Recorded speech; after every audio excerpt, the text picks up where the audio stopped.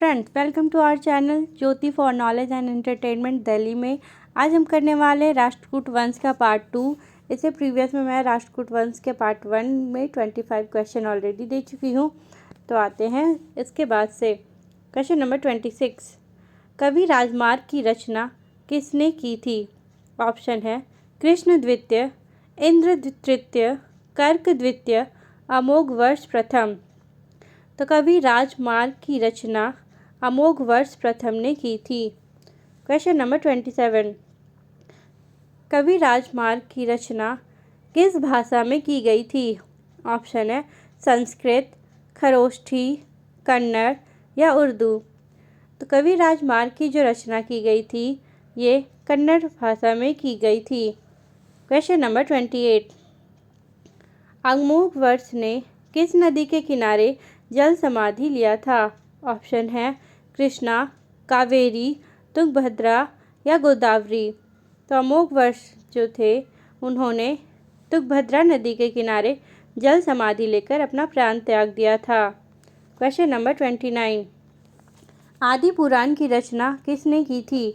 Option है जिनसेन, आकलंक, महावीराचार्य या सक्तायना।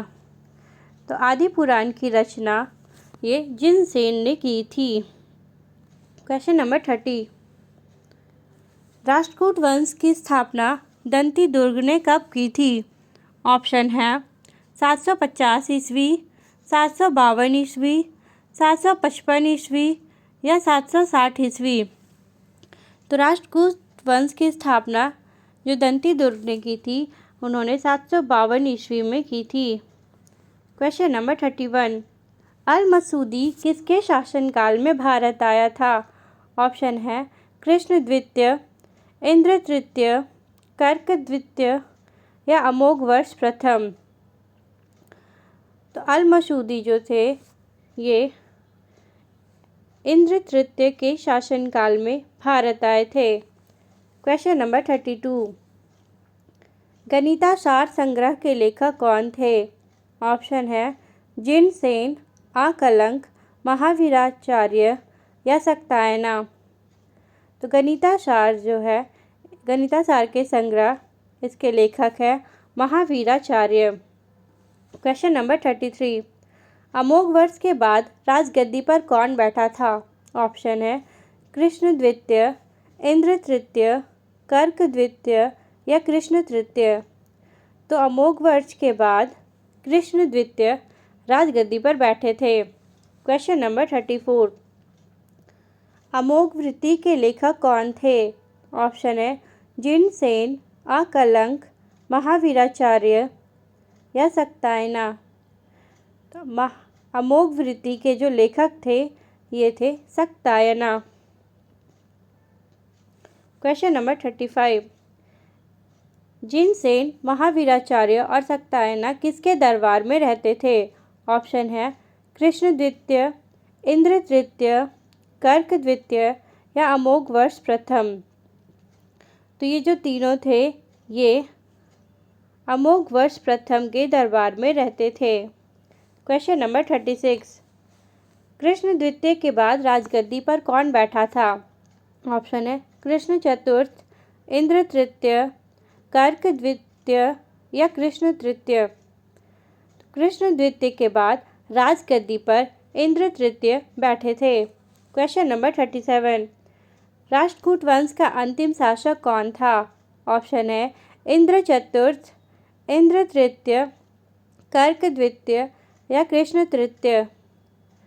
तो राष्ट्रकूट वंश जो थे इसका अंतिम शासक इंद्र चतुर्थ थे और इसके संस्थापक कौन थे तो वो भी याद रखें दंती दुर्ग। Question number 38। शांति पुराण की रचना किसने की थी? ऑप्शन है जिनसेन, पौन, अमोघ वर्ष या सक्तायना। तो शांति पुराण इसकी रचना कवि पौन ने की थी। Question number 39। कवि पौन किसके दरबारी कवि थे? ऑप्शन है कृष्ण द्वितीय, इंद्र तृतीय, कर्क द्वितीय या कृष्ण तृतीय।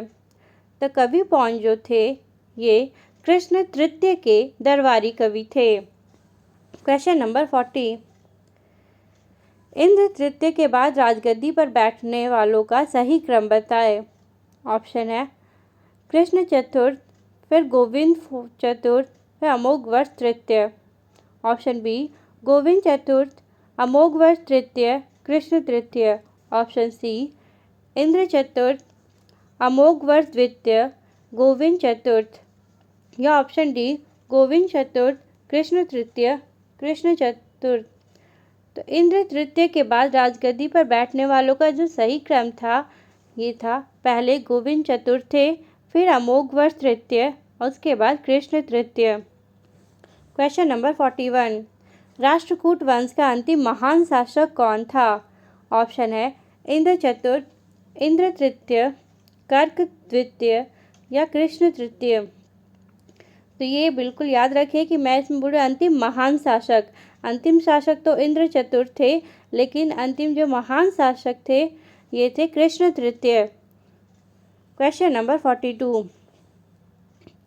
किस शासक द्वारा अकाल वर्ष की उपाधि धारण की गई थी? ऑप्शन है इंद्र चतुर्थ, इंद्र तृतीय, कर्क द्वितीय या कृष्ण तृतीय। तो अकाल वर्ष की उपाधि जो धारण की गई थी ये कृष्ण तृतीय ने धारण की थी। क्वेश्चन नंबर 43, कृष्ण तृतीय ने चोल वंश के किस राजा को पराजित किया था? ऑप्शन है विजयालय, परांतक प्रथम, राजराज प्रथम या राजेंद्र प्रथम। तो कृष्ण तृतीय ने चोल वंश के परांतक प्रथम को पराजित किया था। क्वेश्चन नंबर 44, कृष्ण तृतीय ने कहाँ विजय स्तंभ का निर्माण करवाया था? ऑप्शन है महाबलीपुरम, रामेश्वरम, तिरुचिरापल्ली या महाबलेश्वर। तो कृष्ण तृतीय जब चोल शासक परांतक प्रथम को पराजित किए थे उसके बाद उन्होंने रामेश्वरम में विजय स्तंभ का निर्माण कराया था।